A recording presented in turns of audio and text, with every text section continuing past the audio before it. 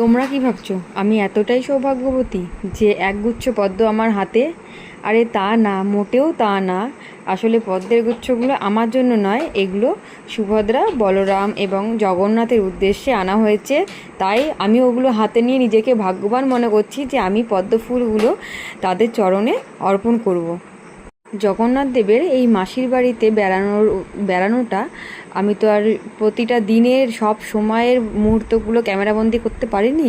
তো যেটুকু টাইম পেরেছি সেগুলোই তোমাদের সাথে শেয়ার করছি। যেমন প্রতিদিনের ভোগ আমি রান্না করে সাজিয়ে দিতে আমি খুবই ভালোবাসি।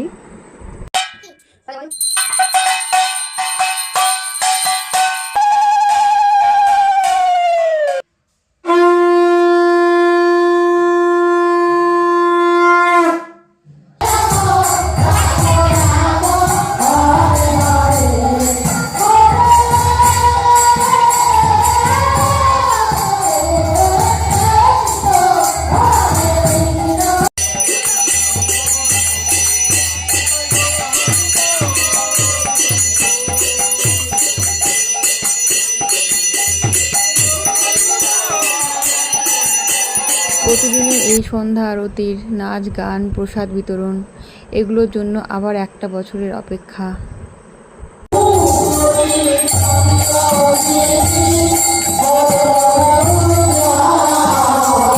পরে আবার একগুচ্ছ পদ্ম ঠিক আমার হাতে একইভাবে, কিন্তু আমার জন্য নয়, তাদের উদ্দেশ্যে আনা হয়েছে।